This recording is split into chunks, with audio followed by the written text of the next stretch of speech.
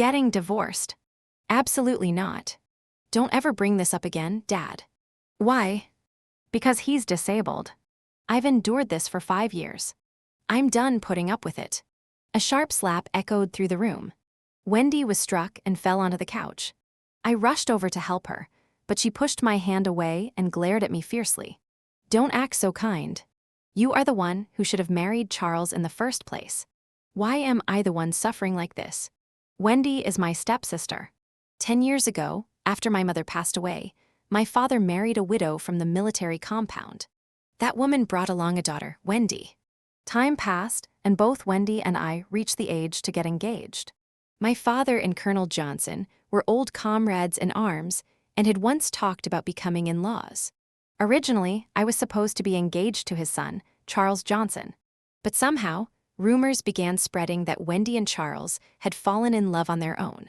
Suddenly, I became the outsider, as if I were the third wheel in their story.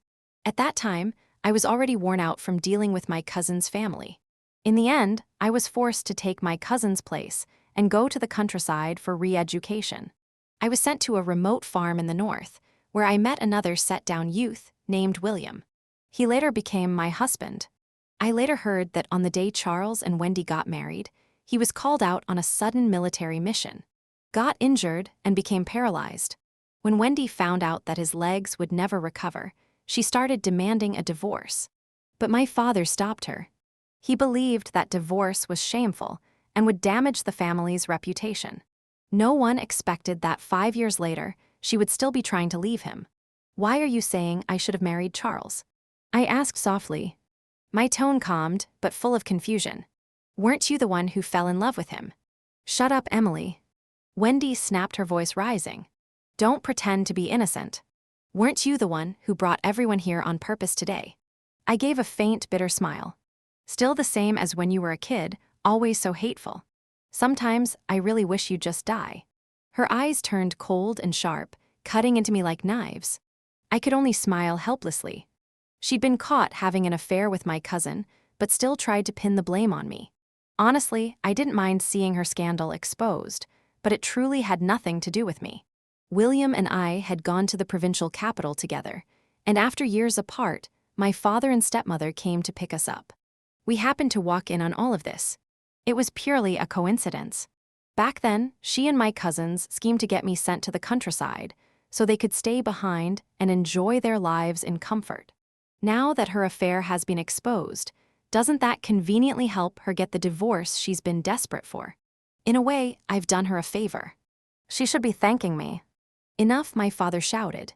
Your shameless behavior has nothing to do with your sister. You were the one who begged to marry Charles, and now you cheat and demand a divorce. If this gets out, how am I supposed to face our neighbors and friends? You've completely disgraced this family. My stepmother quickly tried to calm him down. At least it's just us. There are no outsiders. If we don't talk about it, no one will find out. Auntie's right, Dad, I said gently, smiling to ease his anger. It's a family matter. Let's not bring it up anymore. William's getting another promotion soon. That's something to celebrate. We still have to visit his old commander later, so we shouldn't stay long. I turned in exchange to smile with William. That simple look between us seemed to set Wendy off again. Her eyes turned red, filled with bitterness and unwillingness. When we stepped out of the house and passed the corner of the alley, I heard someone calling my name behind me. It was Wendy's voice, frantic, almost deranged, and terrifying in its intensity. I turned around, and the next thing I heard was the sharp crack of a gunshot. A burst of blood exploded from my chest. In the distance, Wendy threw back her head and laughed hysterically. Let's see who's better now, you or me, you and me. Let's see who wins. She sounded completely insane. Beside me, William's face went pale with shock. I tried to reach for him, but no matter how hard I stretched, I couldn't touch him. My body hit the ground heavily, the world spinning as my vision blurred. My consciousness began to fade. For a moment, it felt like even time itself had stopped. When I opened my eyes again, I was back, 6 years earlier, in the military housing compound. The first thing I heard was someone gossiping. That slut from the Wendy family went down to the countryside. No one could stop her. She fought with her family and ran off. I gave a small laugh. So Wendy had gone down to the countryside. She'd rather go starve out there than live a comfortable life here. I rubbed my chest absent-mindedly. Maybe it was just a phantom pain, a lingering trauma from what she did to me. But every now and then, my chest would ache faintly, reminding me of how Wendy had killed me. Because of the national situation, schools had been shut down and I couldn't attend classes. Thankfully, I'd kept my old textbooks. In my previous life, after the college entrance exams were reinstated, William had been admitted to a university. I worked myself half to death doing business to support him. And yet, once he got there, this time I decided I would take the college exam too. If he could pass, why couldn't I? I wasn't impatient by nature, that the textbooks were dull, and there were many things I didn't understand. Before long, my eyes started to ache. Outside the window, the walnut tree was lush and green, and the breeze swayed the open window gently. With that soft wind brushing my face, I felt myself drifting into sleep. Not long after, I felt a tickle on the tip of my nose, as if something brushed against it. I opened my eyes. Standing by the window was Charles Johnson, dressed in an old green casual uniform. He leaned lazily against the window frame, holding a sprig of foxtail grass in his hand and using its tip to tease my nose. His playful smile hadn't yet faded. "Well, look at that," I muttered. "Caught you red-handed." The young man in front of me, or rather, not so young anymore, had the calm maturity of someone far older. Though he was only 2 years older than me, he looked and acted as if he were 7 or 8 years my senior. He always carried himself with quiet steadiness. We had grown up together in the same military compound, though after he joined the army, I hadn't seen him again. In my previous life, I hadn't returned from the countryside until 5 years later. Counting it all, it had probably been 8 or 9 years since I'd last seen him. Now, seeing him again, the first thing he said was, "I heard your sister went down to the countryside." I was still groggy from sleep and not in the mood to talk, so I grumbled a faint, turned over and buried my face back into the pillow. "You only have girls in your family," you went on, tossing away the foxtail grass and giving my shoulder a light push. "How did she end up being the one sent down? Did your dad not like her or something?" He really didn't know when to stop. I cracked one eye open and glared at him. "You're overthinking it. If you like her so much, why don't you go chase after her? Why bother me?" "I was just asking." "I don't like her," he said lazily, his tone unbothered, carrying a hint of sleepiness.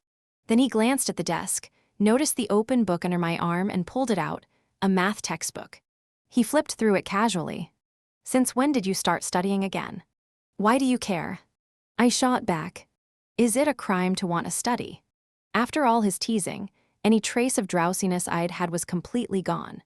All right, Miss Emily," Charles said with a teasing grin, raising his hands in mock surrender. "Whatever you say, but seriously, what's up with you today?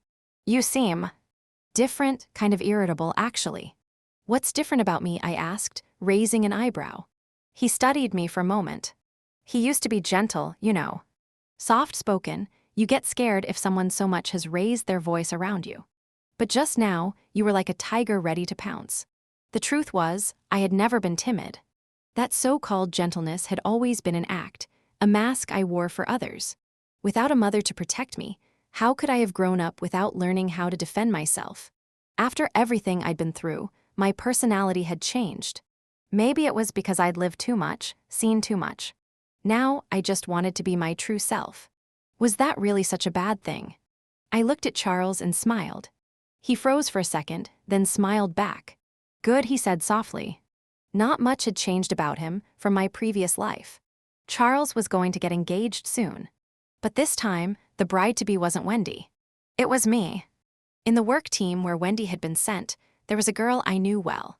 Sarah, a childhood friend who'd grown up with me. Just a few days ago, she wrote me a letter and mentioned Wendy.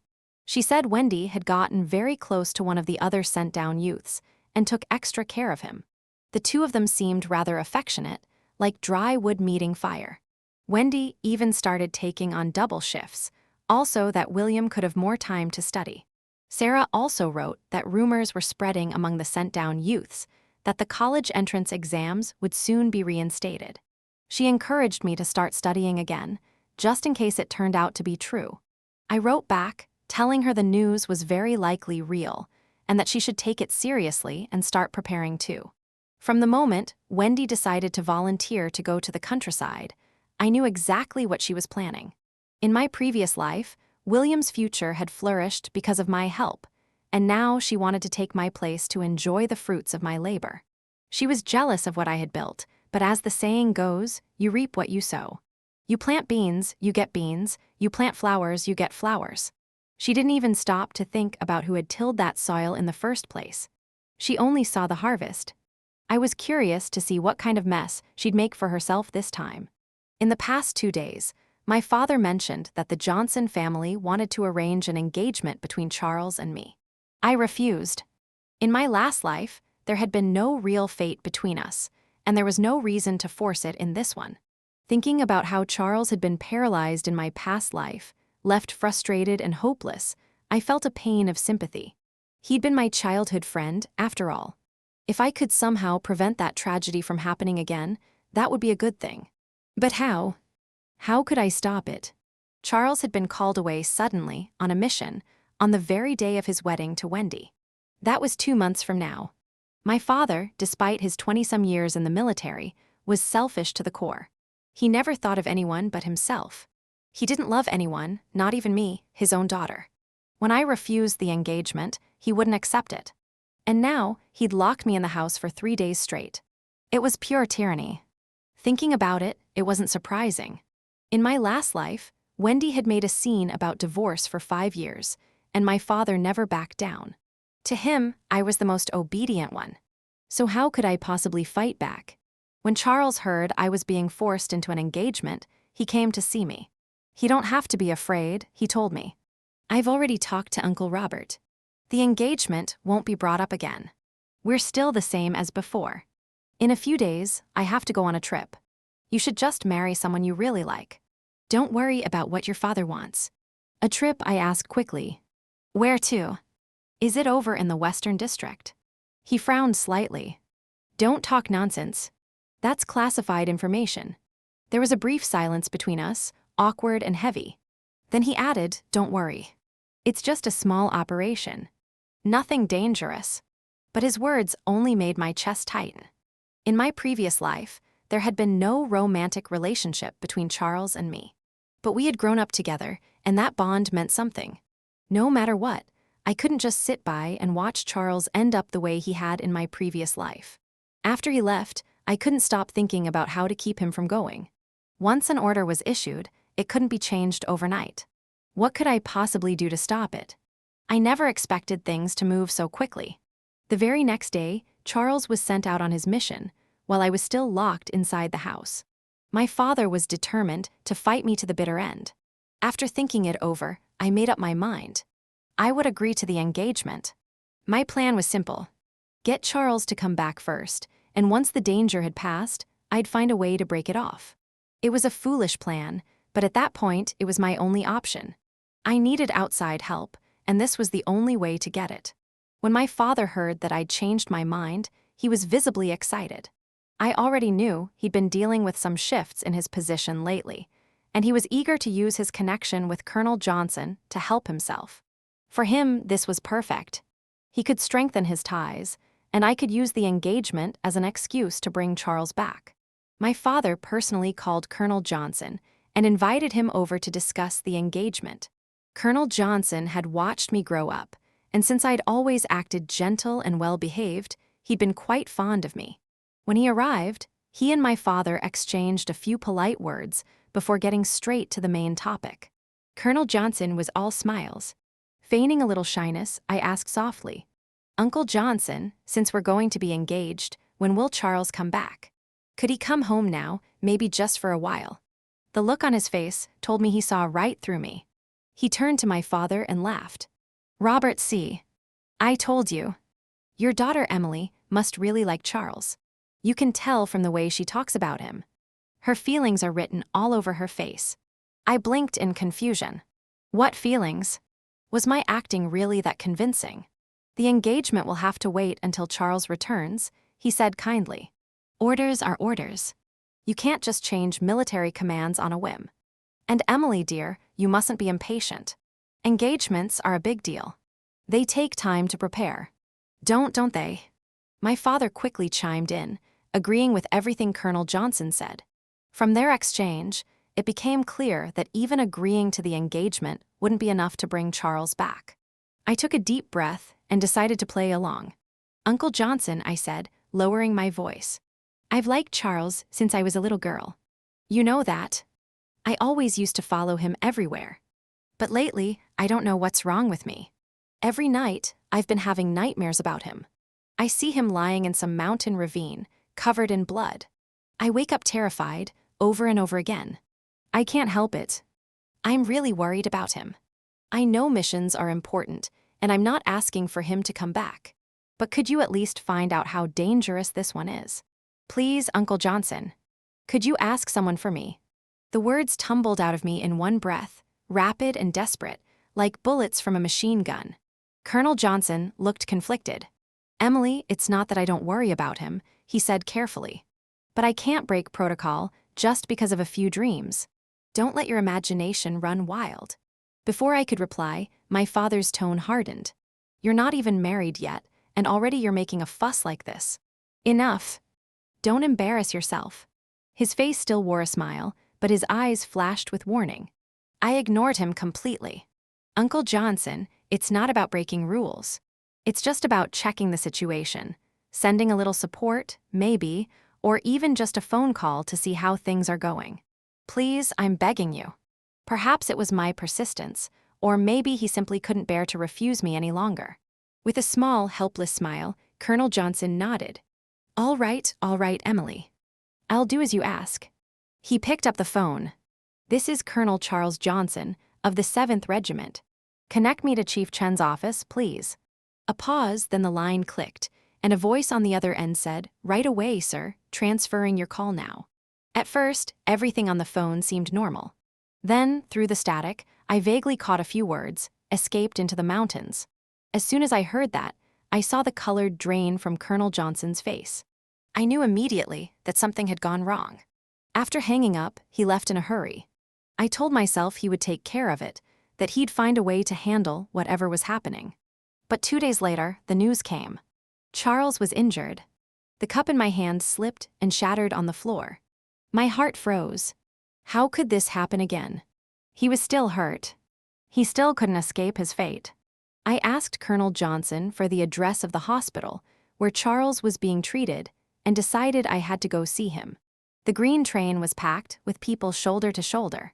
My father had pulled some strings to get me a sleeper ticket. Before I left, he scolded me for not consulting him first, not out of concern for his daughter.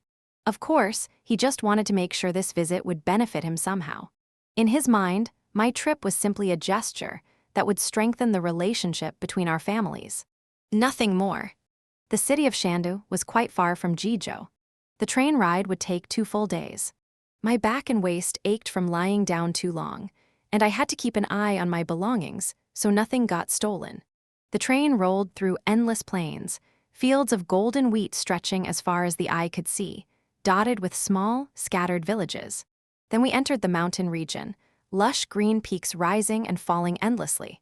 The scenery so vast and alive, it almost cleared the heaviness in my heart. During a stop, a middle-aged woman and her son boarded and sat on the lower bunk across from me. They must have only bought 1 sleeper ticket. Seeing me quietly gazing out the window, the woman struck up a conversation. Girl, you're not from Sichuan or Chongqing, are you? She asked in a warm, nosy tone. You keep staring out the window. First time traveling far from home. I smiled politely. No, ma'am, I'm from Jizhou. Traveling back home with my brother, he's in another car. My voice was naturally soft, and I intentionally made it even gentler, more delicate. She plucked approvingly. I thought so. Such a pretty girl. Your family must be worried sick, letting you travel alone. I smiled again, but didn't answer. That didn't stop her. How old are you, dear? 18. I glanced briefly at the man sitting beside her, who had been staring at me a little too intently. The moment her eyes met, he quickly turned away, pretending to look elsewhere. Oh, ma'am, you're too kind, I said lightly. I'm 35. The woman's eyes widened in disbelief. Heavens, you're joking, right? You can't really be 35. Sure, ma'am, I said with a grin, already have 3 kids. The woman exchanged a quick look with her son, then chuckled, waving her hand. These young people nowadays, you eat well, dress well, no wonder you don't age. Look at my son, he's 28, but doesn't he look barely over 20? And he's already a team leader too. Such a good man knows how to treat his wife right. Not like my husband, useless drunk, always in debt, always hitting people. I widened my eyes and feigned shock. Oh ma'am, that's awful. How can he hit you? The woman puffed up proudly, but my son's different. He earns a good salary every month. Whoever marries him will have a good life. So she was either showing off or trying to set me up. Either way, I had no interest in continuing. Just then, the man on the upper bunk grumbled, "Can you two keep it down? Some of us are trying to sleep." His irritated tone startled the woman, and she finally fell silent. The scenery outside the window slid by again as the whistle sounded in the distance. Soon, the train arrived at J-Show station. I grabbed my luggage and followed the crowd toward the exit. I was walking fast, but I noticed the mother and son following closely behind me. I wasn't sure if it was just coincidence or something else. Outside the station, a green military jeep was waiting. I quickened my pace toward it. A young man in uniform stood beside the vehicle, holding up a sign with my name on it. We greeted each other politely. His name was Victor Y., a transport driver in the Army. Whenever soldiers' families came to visit or supplies needed to be picked up, he was usually the one assigned to go out. When I turned to check on that mother and son who'd been following me earlier, I saw them walking off in the opposite direction. I frowned slightly in relief. Thankfully, someone from the military had come to pick me up. It must have scared them off. Otherwise, I wasn't sure how I would have gotten rid of them. Victor was young, his skin tan dark from the sun. We got into the Jeep, but he didn't start the engine. I asked, "Aren't we leaving?" He turned around from the driver's seat with a friendly smile. "In a moment, ma'am, we're waiting for one more person." I blinked, surprised. One more? I didn't hear about anyone else coming. Just then the door opened, and another man climbed in. When I looked up, I realized it was the same man who'd been sitting on the upper bunk above me on the train. I couldn't help shaking my head, so it had all been arranged from the start. I'd been worrying for nothing about that mother and son. The man didn't even glance at the icy look I gave him. Victor greeted him cheerfully, but the man only nodded faintly and said nothing more. The Jeep started moving. The road at first smooth, then gradually turning rough and uneven. The jolts grew stronger until my stomach lurched, threatening to rebel. I gripped the side handle tightly, forcing myself to endure it. After about 2 hours, the scenery outside changed. The endless rice paddies gave way to dense greenery, tall trees flanking both sides of the narrow road. Their thick branches stretched wide, filtering sunlight into a shifting pattern of gold and shadow, the air full of dust that glittered in the beams. Finally, the Jeep came to a stop. In front of us stood rows of tents and makeshift wooden structures, a temporary camp. Victor and the other man led me forward. "Don't worry, ma'am," Victor said kindly. "This is our temporary base. Captain Charles is resting in that tent right up there." He pointed to a tent ahead. He called me ma'am again. I sighed inwardly. There was no way to explain, so I just let it go. Clearly, he'd misunderstood our relationship. Just as we reached the tent, I heard laughter coming from inside. "You've wiped your face twice already." "What?" "You're going to polish it next." A deep teasing voice joked. Another voice joined in, chuckling. "He's just nervous. The guest isn't even here yet and look at him, all worked up." My steps faltered. For a moment, I wasn't sure if I should go in. It felt awkward to interrupt whatever was happening. But Victor, apparently oblivious, called out loudly. "Report." The laughter inside stopped abruptly. "Come in," someone said. Victor grinned at me. "Go ahead, ma'am." I hesitated, by heart suddenly racing. Before I could gather myself, Victor gave me a gentle push and I stumbled into the tent. Charles was lying on a cot, his upper body propped up against a pillow. Beside him sat 2 middle-aged men, clearly his superiors. "So this is Comrade Emily." One of them said with a broad smile, "We've been waiting for you. You're even lovelier in person." The two exchanged knowing glances, their grins wide as they greeted me with exaggerated warmth. They were flirting right in front of him. Did they not realize how awkward this was for me? Thankfully, Charles quickly stepped in. "Sir, with your permission," he said firmly, "I'd like to speak with Comrade Emily privately." Of course, of course. One of them laughed as they got up. On his way out, he shot us a look that said everything. See? Young people just can't wait. Before leaving, he even added jokingly, "Don't forget to file that marriage application soon." Charles' face flushed red. I could only stare. This definitely wasn't going the way I had planned. Wasn't he supposed to be in love with Wendy? This could be a problem. The air between us grew quiet. I slowly walked up to Charles' bedside. A white blanket was draped over him. There were bruises on his face, the swelling making his usually honest-looking features seem even more foolish. Before, his face had carried a trace of youthful sharpness. Now he just looked, well, clumsy. Leaning forward, I carefully lifted the blanket. His legs were bare, unmarked, no visible injuries. A wave of relief washed over me. So his legs weren't damaged this time. He wouldn't end up paralyzed like in my previous life. "What are you doing?"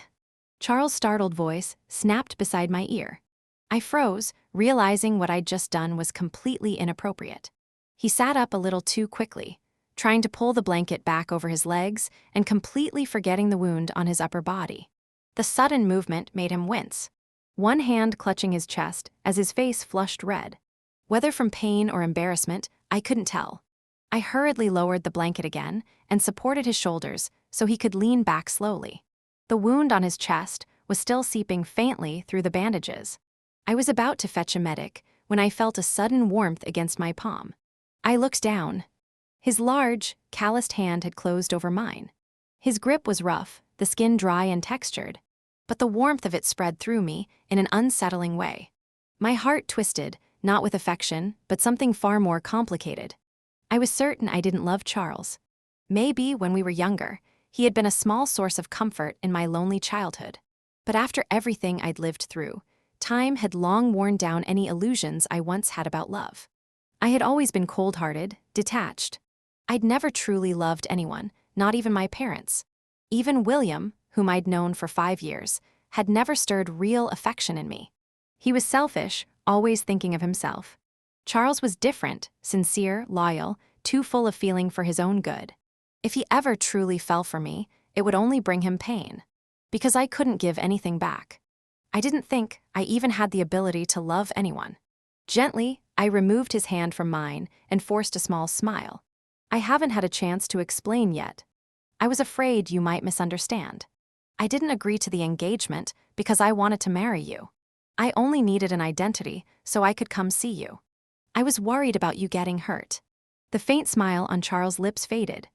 "That doesn't make sense," he said quietly. "What?" I blinked, caught off guard. I had expected disappointment, maybe hurt, but not that calm tone.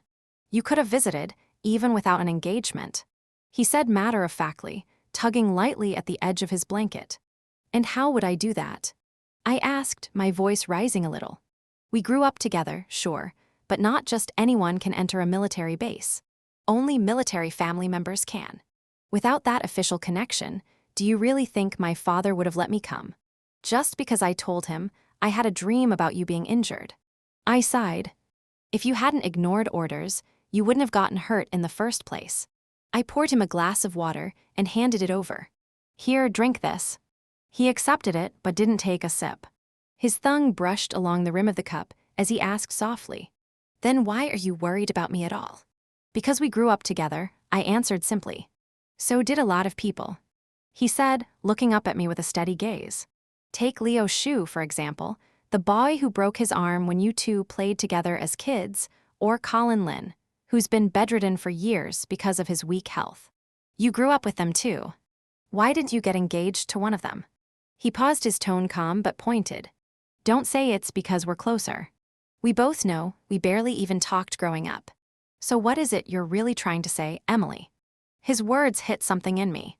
Shame, irritation, I couldn't tell. I felt my patience thinning. What am I trying to say?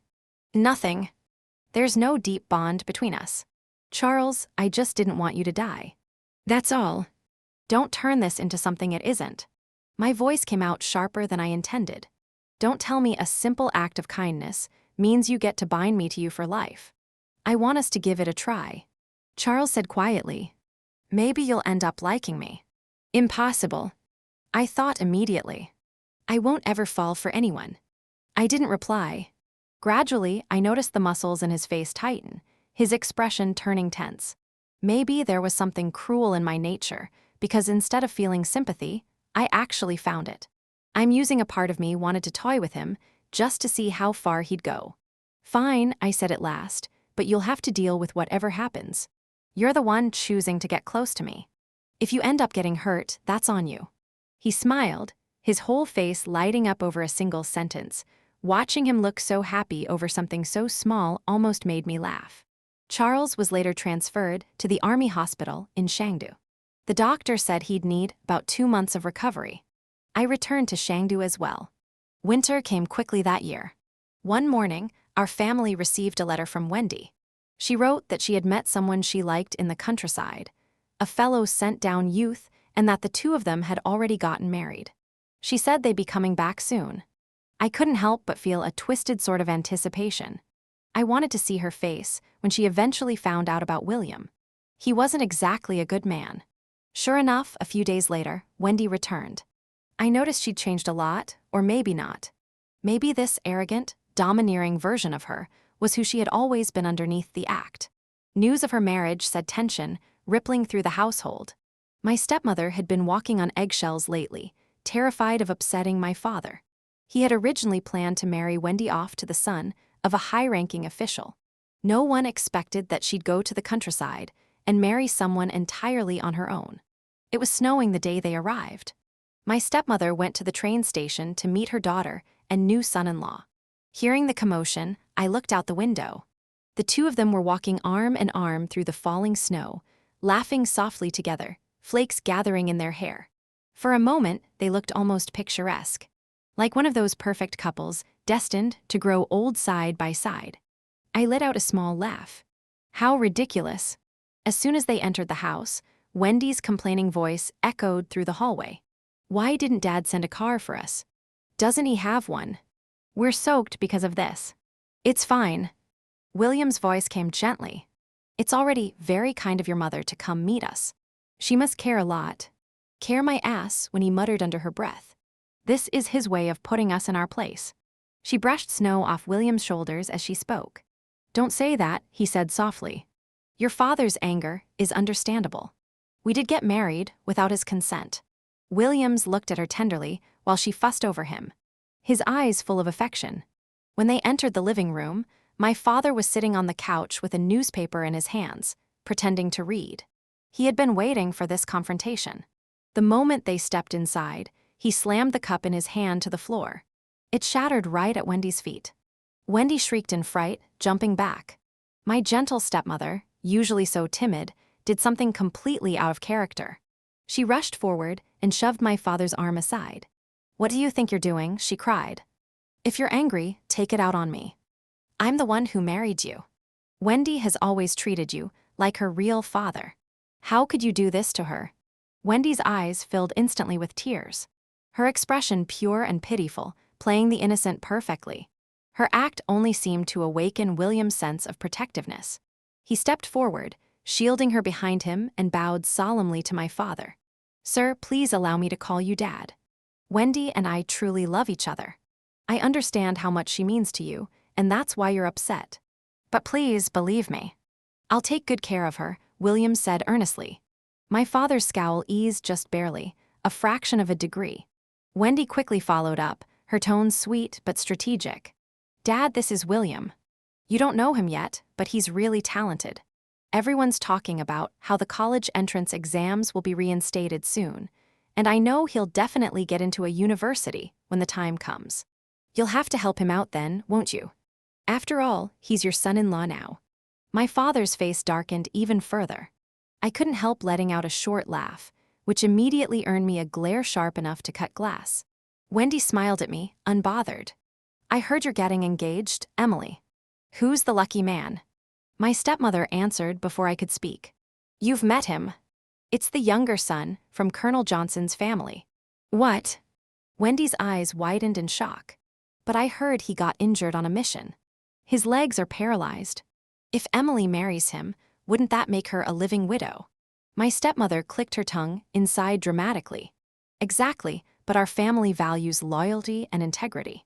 If something happens to the groom's side, we can't just cancel the engagement. What would people say about us then? Old Robert, she turned to my father with a soft smile. Now that Wendy's marriage is settled, shouldn't you talk to the Johnsons about setting a date for Emily's engagement? Enough, my father snapped, waving her off. Emily's situation is my decision to make. You don't need to meddle, and besides, since when does the bride's family rush these things? I watched the scene unfold, disgust curling in my stomach. They had no idea that Charles wasn't injured at all. In fact, he'd just been awarded a second-class merit and promoted to captain. They thought he was a cripple, a burden, and couldn't wait to push me into what they saw as a pit, hoping I'd fall and never climb back out.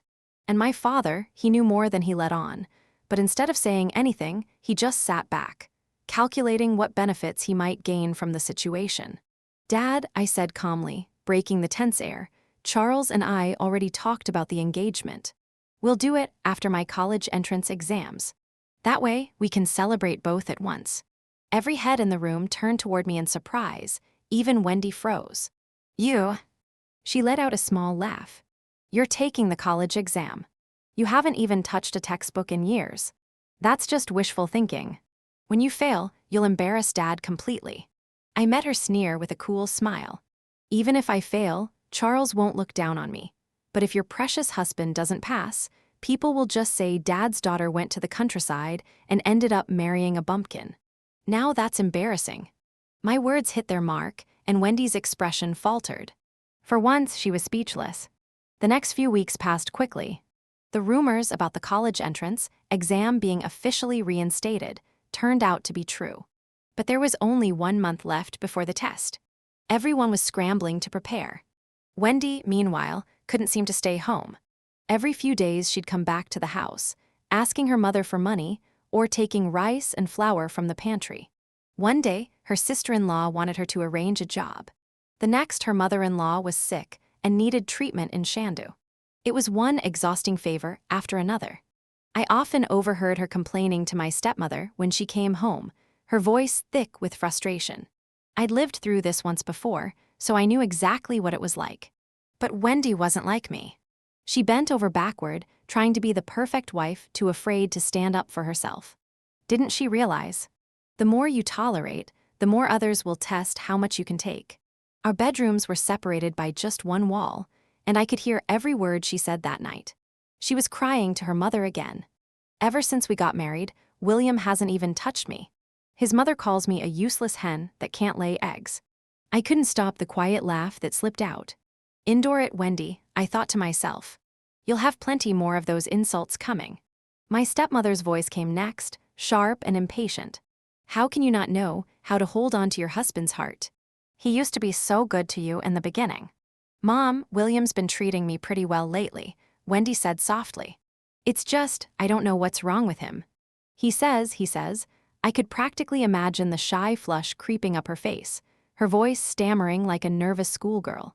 Oh, come on, Mom, don't pinch me. He says he likes me a lot, but he just can't, you know. Get it up? There was a long, awkward silence. My stepmother didn't say a word for several seconds, clearly mortified. Finally, she muttered, all right, I'll find some kind of remedy for him. Something traditional. You too can try it. I had to cover my mouth to stop myself from laughing. What a ridiculous excuse.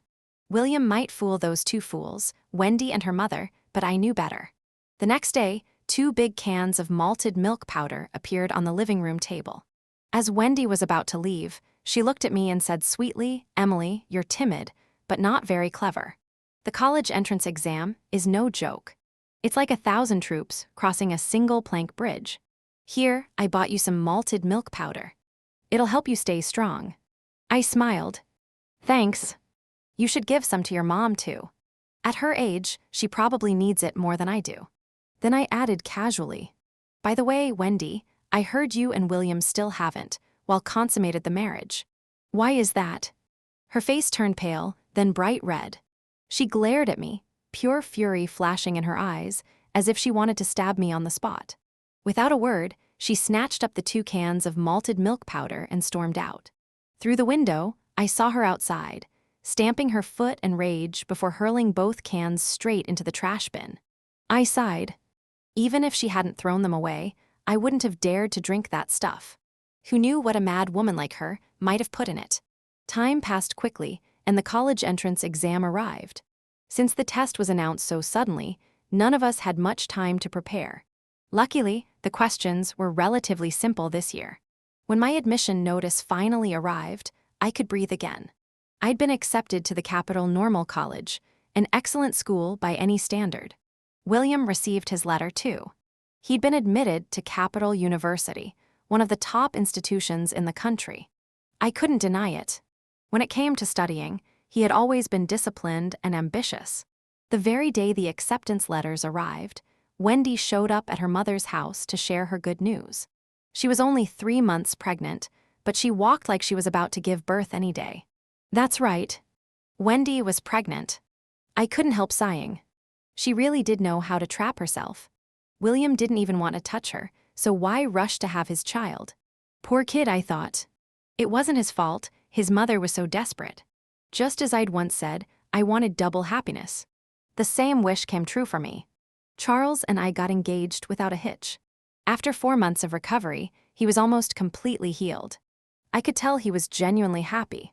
He stood tall and proud, holding a glass of wine, toasting everyone with a bright, healthy flush on his face. Each time someone teased him, he'd blush and duck his head, the shy expression completely at odds with his rugged looks. I still remembered the look on Wendy's face when she first saw him, utter shock. She was so startled, she dropped her bowl, spilling food all over the table. Did she regret it then? I hope she did. Things thrown away deliberately should never be picked up again. Charles and I planned to get married after I graduated. My father, of course, wasn't satisfied. He thought that since we were already engaged, we should hurry up and hold the wedding. He said I was dragging things out for no reason. I ignored him. My life was mine to decide. I'd marry when I wanted to, not when it suited him. But lately, my stepmother had fallen ill, and my father had been too preoccupied with that to nag me. When I visited her at the hospital, I was stunned. In just a few days, she had changed completely. Her hair was falling out, her body swollen, her skin sallow and waxy. She looked like a different person entirely. She couldn't eat anything. Every bite she took came right back up. Thankfully, my father still had a shred of decency left in him and arranged for a caretaker to look after her. Wendy, heavily pregnant, was still at home resting. As for me, I wasn't my stepmother's biological daughter, so the fact that I even came to see her once was already more than expected. But what truly shocked me was what the doctor said. My stepmother wasn't actually ill, she'd been poisoned. A toxic trace element had built up in her body, causing chronic poisoning. A little more, the doctor said, and she would have died. The entire house was turned upside down during the investigation. Finally, they found the source, a can of malted milk powder. Tests showed it contained a dangerously high level of the toxic substance. My father questioned my stepmother about where it came from, but she couldn't answer. The poisoning had inflamed her throat so badly that she couldn't speak. Even swallowing was agony, like knives scraping her throat. Since she couldn't talk, someone had to. I stepped forward. "Officer," I said steadily, "I believe that can of malted milk powder might be the same one Wendy gave me before." I explained everything. Wendy gave me 2 cans a while back. I refused to take them and saw her throw them into the trash. I don't know how one ended up back in the house, but I'm certain they are the same ones. The police officer nodded, but remained cautious. "Miss Emily, what you're saying is still speculation. We can't confirm that the poisoned can and the one your sister gave you are the same without evidence, but we'll open a formal investigation to look into it thoroughly." My father's face was dark and grave, while my stepmother wept silently beside him, shaking her head as tears streamed down her face. When we finally found Wendy, she was at Capital University, in the middle of a screaming argument with William. "I gave up everything for you," she shouted, grabbing at his collar like a mad woman. "You said you needed time to study, so I sold my things to pay for your tuition." It was freezing, and I spent my own money to buy you firewood. When the rations weren't enough, I went hungry so you could eat. Since we got married, I've taken care of your sick mother, helped your sister find a job, even paid for most of her dowry. And this is how you repay me." She was crying and yelling, spittle and tears flying as she clung to his shirt. "I want a divorce. I want a divorce." My father stepped forward and yanked her away, dragging her toward home. She struggled against him, screaming, while I followed slowly behind. To me, it all felt like watching a scene from a play, a tragic, inevitable comedy. On the street outside her house, my father slapped Wendy so hard she fell to the ground. "Divorce? Don't even think about it. There are no divorced women in the Wend family." Wendy stared up at us, eyes wide with disbelief. For a long moment, she just sat there frozen, like her whole world had collapsed. "Why?" Her expression seemed to say, "Why does it feel like I'm reliving my past life all over again?" She had changed her path, hadn't she? She had married William instead. She should have become the wife of a government official by now. So why was Emily the one who succeeded and not her? Then came the scandal that shocked the entire Capital University. According to the papers, a student named Wu William and another male student, Leung, had been roommates. The two were discovered to be in an intimate relationship. One afternoon, while most students were away for the weekend, Wendy visited the dorm unexpectedly and caught them together. The incident exploded. Both William and Leung were expelled for improper conduct. Wendy, devastated by the discovery, suffered a miscarriage and a severe mental breakdown. She was later committed to a psychiatric hospital. I stared at the newspaper in silence, remembering how, in my previous life after the reform years, my business had flourished. I'd earned plenty of money. Money I had used to pave the way for William's success, pulling strings and building connections for him. He had been ambitious back then, always efficient, always careful to polish his reputation. Every task he handled had gone smoothly, earning him achievement after achievement. He had everything he wanted because of me. Step by step, William kept climbing higher. At first he was careful, secretive. But as his position rose and his influence grew, he stopped bothering to hide anything from me. I could no longer help him the way I used to, and when I eventually uncovered his affairs, he didn't even care.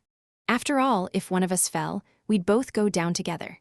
His mother despised me, thought I wasn't worthy of her son since I'd never gone to college. And we'd been married for 5 years without having a child. She never knew that William had never even touched me. I had planned to gather evidence and report his misconduct, but before I could do it, Wendy went mad, completely insane, and killed me. In this life, I graduated from college without a hitch and married Charles. On our wedding day, my father was beaming with pride, constantly urging me, "Now that you're married, hurry up and have a child." "I'm going abroad," I told him calmly. "I want to do something for myself." His smile vanished instantly.